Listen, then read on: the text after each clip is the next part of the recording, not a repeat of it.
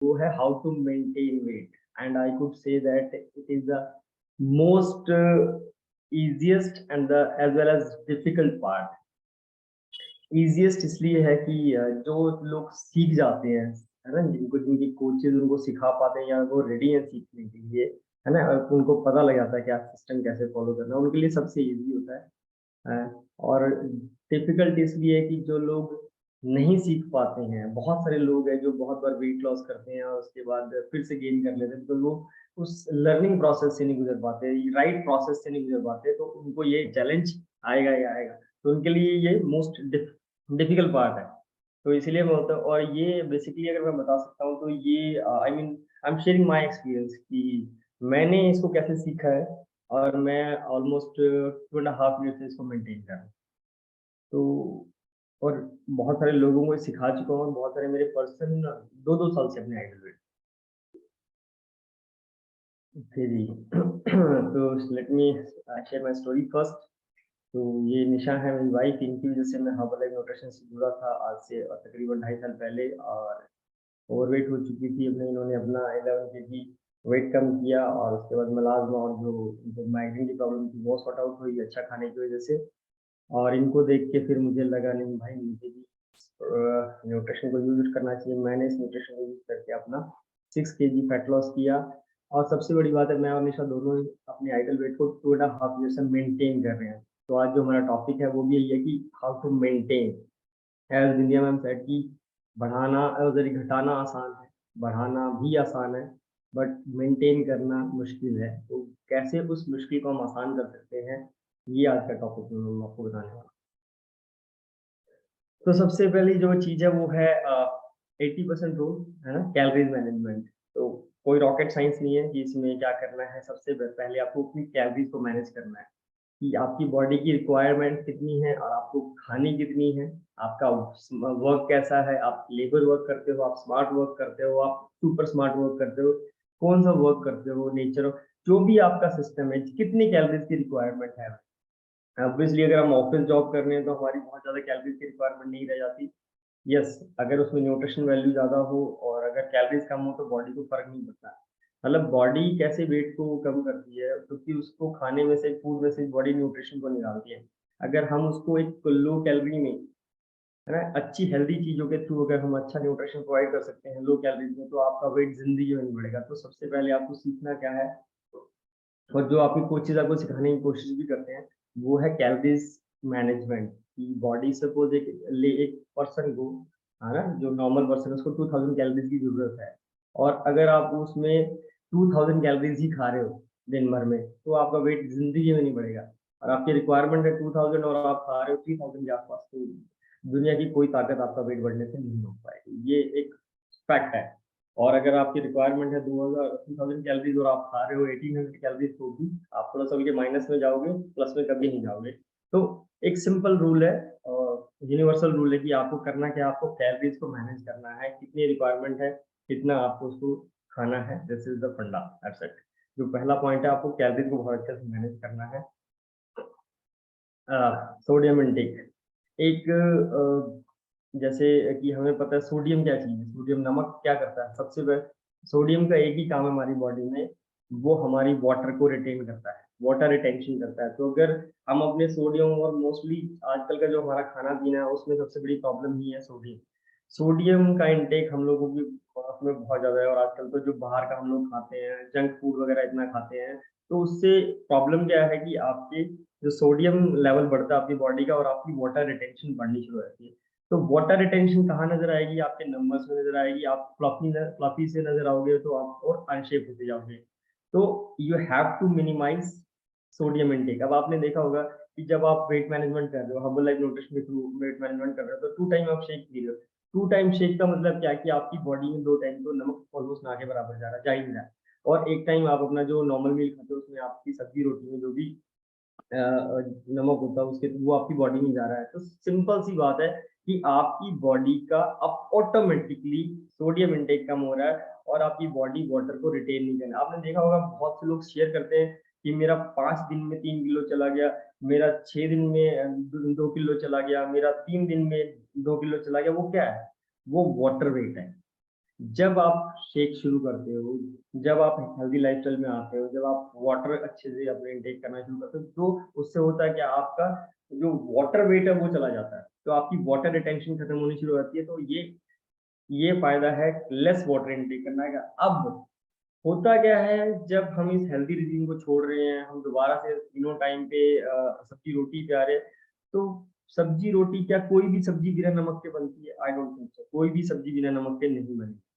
तो अब अगर उसमें आप नमक डालोगे, तो वाटर रिटेंशन के चांसेस तो रहेंगे, बिल्कुल। तो या तो आप ऐसा कर सकते हैं कि अगर आप बिल्कुल सब्ज़ी-रोटी खाना चाहते हैं, तो आप उसको बिना नमक के खाना शुरू कर दें and this is also not possible और वो ठीक भी नहीं है। तो वा सोडियम इनटेक काफ़ी रोल प्ले करता है आपकी वाटर रिटेंशन में और आपके वेट को बढ़ाने में।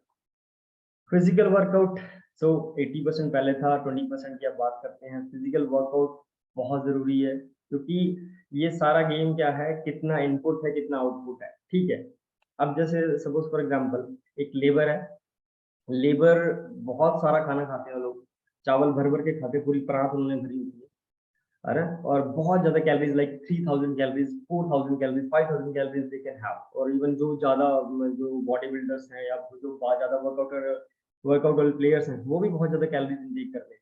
बट उनकी बर्निंग बहुत है। वो दिन में डेफ़िनिटली डेढ़-डेढ़ हज़ार, 2,000 कैलोरीज़ को बर्न कर देते हैं बड़े ईज़िली।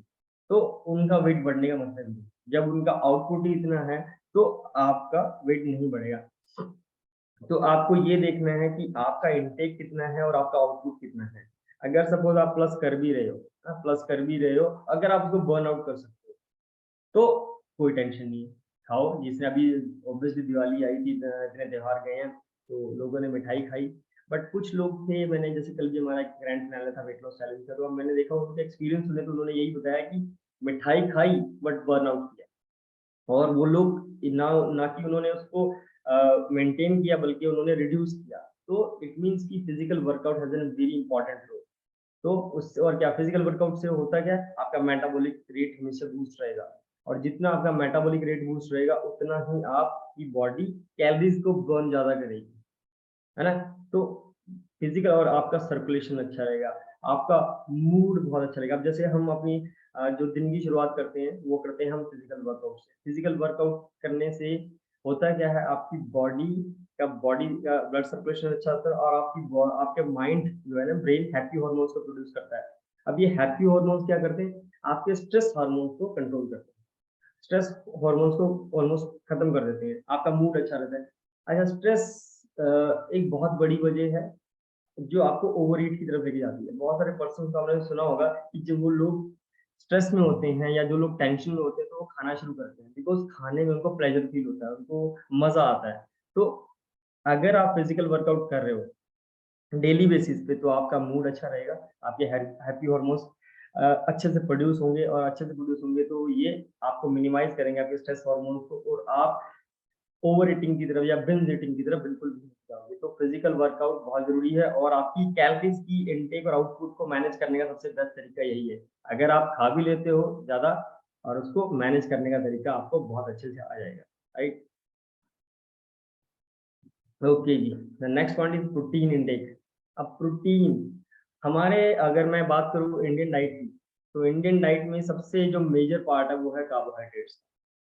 सबसे ज़्यादा प्रोटीन डेफ़िशिट कौन है? वो इंडिया ही है, क्योंकि यहाँ पे most of the people are vegetarian और वेजिटेरियंस लोगों के पास भी सोर्सेज़ बहुत कम होते हैं। बहुत ज़्यादा अब रोज़ बहुत ज़्यादा पनीर आप नहीं खा सकते या बहुत ज़्यादा सोयाबीन नहीं अपना खा सकते या और भी जो सोर्सेज़ है प्रोटीन के वो नहीं खा सकते।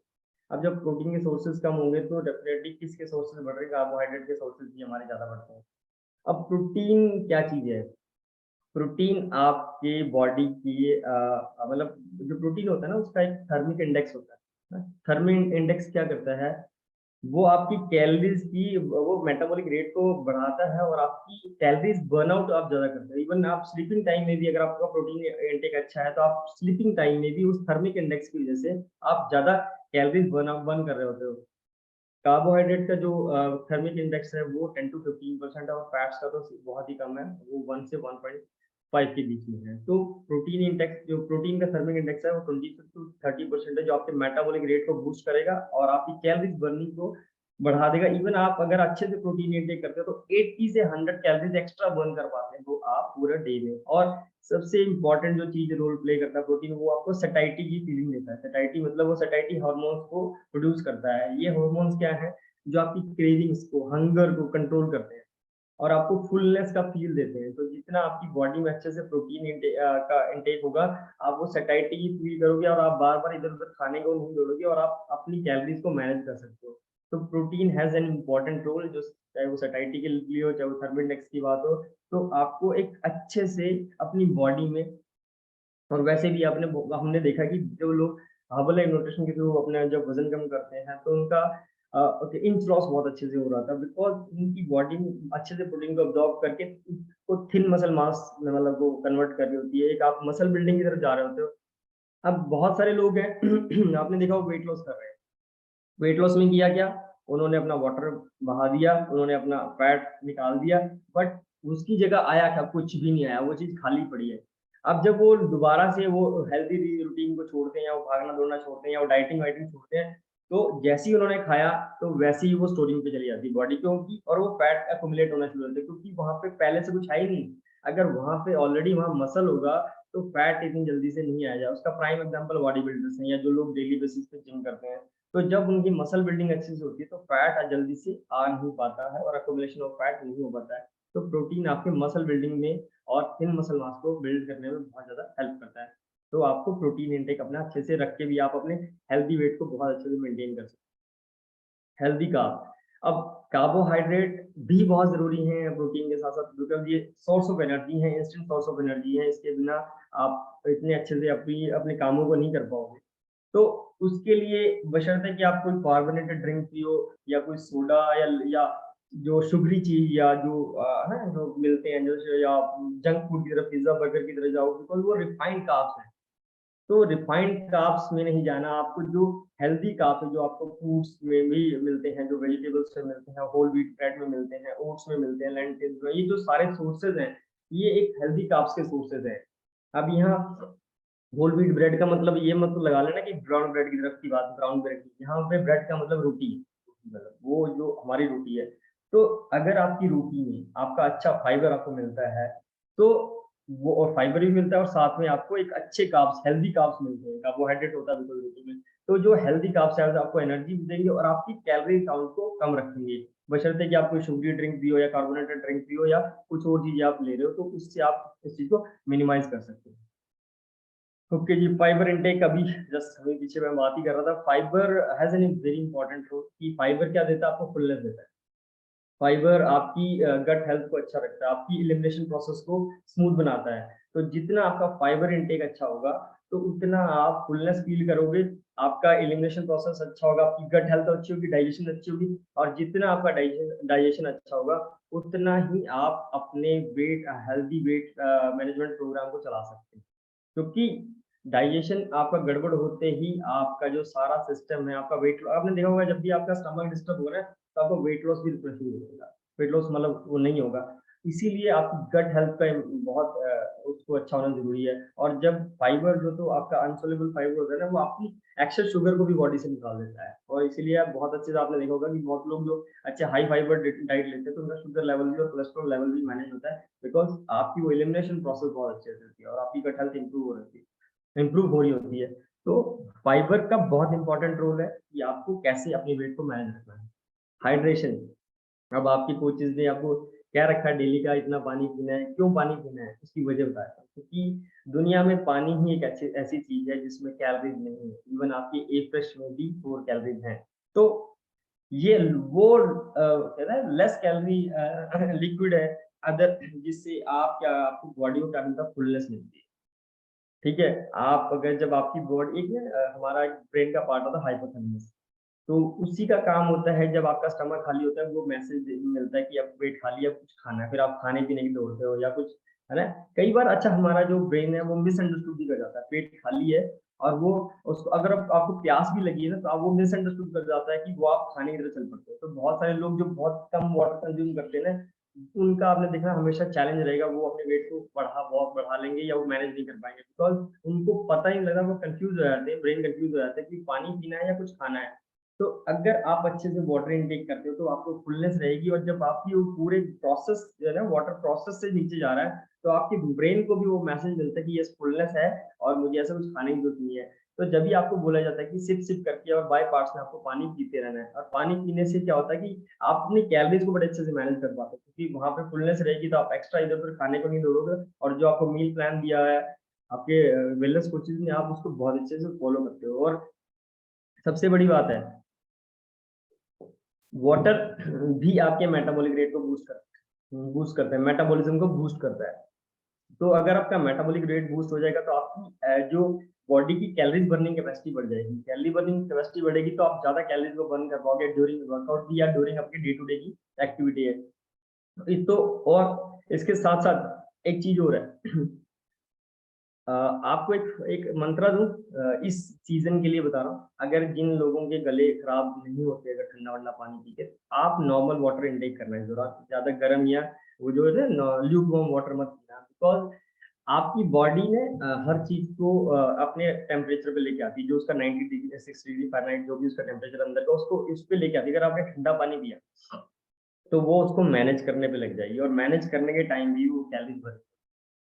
तो अगर जो लोग पी सकते हैं इस दौरान, विंटर के दौरान भी, और अगर उनको वेट लॉस करना है या वेट मैनेजमेंट करना है, तो नॉर्मल वाटर पियो, या फिर नॉर्मल से एक्सेस गर्म पियो, ताकि आपकी बॉडी को फिर से उसको मैनेज करने के लिए वो मेहनत करनी पड़े। तो इस मेहनत में भी कैलोरीज बर्निंग होती है। ओके, तो नेक्स्ट, एडिक्वेट स्लीप बहुत इंपॉर्टेंट है।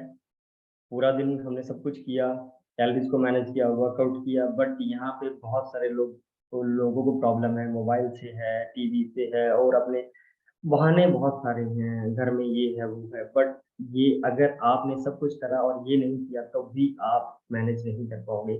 और सबसे बड़ी बात क्या होती है, जो लोग लेट सोते हैं ना, तो वो लोग रात को कुछ ना कुछ खाने के लिए जाएँगे, क्योंकि कोई भी, अगर मैं भी हूँ, अगर मैं रात को लेट सो रहा हूँ तो मुझे भूख लगेगी, और भूख लगेगी तो फिर मैं शायद बहुत कम हेल्दी ऑप्शंस की तरफ जाऊँगा, और अगर हेल्दी भी है तो उसमें भी कैलोरीज़ तो है, तो मैं अपनी कैलोरीज़ इंटेक को बढ़ा लूँगा। और ऊपर से जब हमारी बॉडी रेस्टिंग मोड में होती है, तो पूरा जो सिस्टम होता है उसको दुरुस्त कर रही होती है, हमारे मेटाबॉलिक रेट को दुरुस्त कर रही होती है, सारा हमारे पूरे बायो क्लॉक को दुरुस्त कर रही होती है, जो सिस्टम चल रहा था। और आप जल्दी सोओगे, जल्दी उठोगे, एक्सरसाइज करोगे, मतलब पूरे रूटीन को आप तभी फॉलो कर सकते हैं जब आपकी स्लीप अच्छी है, एडिक्वेट स्लीप आप ले रहे हो। तो ये बहुत इंपॉर्टेंट फैक्टर है। सब लोग सब चीजें करते हैं पर इस चीज को बहुत ज्यादा इग्नोरेंस में रखते हैं। तो I request each one of you कि आपने इसको बिल्कुल इग्नोर नहीं करना। अर्ली टू राइज है ना, अर्ली टू बेड, ये है ना जो सुना है ना बुजुर्गों से भी बना, तो ये बहुत इंपॉर्टेंट है। और आपकी आपने देखना, अगर आपने ये हैबिट डेवलप कर ली ना, तो आपका वेट तो हमेशा मेंटेन रहेगा, कभी आप वेट को नहीं बढ़ाओगे, क्योंकि आप एक बहुत अच्छी चीज़ को सीखते हो और आपके कोचेज़ आपको सिखा भी रहे हैं। Okay, achieve ideal body weight. अब यहाँ पे भी बहुत से लोग पता है क्या करते हैं, चलो जी 10 किलो कम कर लिया, 15 किलो कम कर लिया, करना कितना था 40 किलो या 30 किलो, है ना, या 25 किलो, 10 किलो करके, ओ नहीं नहीं मैंने तो कहन लग गए तुझे अच्छी नहीं दिखती, हुण रहन दे छड़ दे। अब प्रॉब्लम क्या है, आपने 10 किलो कम किया, इवन आपकी बॉडी का उतना अभी तो वेट बहुत बड़ा है, और ऊपर से मेटाबॉलिक रेट भी उस पे नहीं आ पाया, उस रेशो पे नहीं आ पाया कि जहाँ पे वो इतनी जल्दी से गेनिंग ना करे। मतलब आपको फिर भी बताओ, गेनिंग बहुत स्लो प्रोसेस है, बहुत ही स्लो प्रोसेस है, वो इतनी जल्दी से नहीं होता कभी भी। बट अगर आपने उसको बीच में छोड़ा है, या कम कर मतलब बहुत कम वेट करके छोड़ा है, तो आप बहुत जल्दी से फिर से गेनिंग की तरफ जा सकते हो, और ना उतना आपका मसल बिल्ड हुआ है। जब आप एक अपने आइडल बॉडी वेट पे जाते हो, तो आपका बॉडी ने मसल्स को भी बिल्ड किया है, आपने मेटाबॉलिक रेट को भी उस लेवल पे लाया है कि आप जल्दी से गेन नहीं करोगे। मतलब जितने लोग मुझे जानते हैं, जिन्होंने मुझे आज तक देखा होगा, तो मैं वैसा ही दिखता हूँ।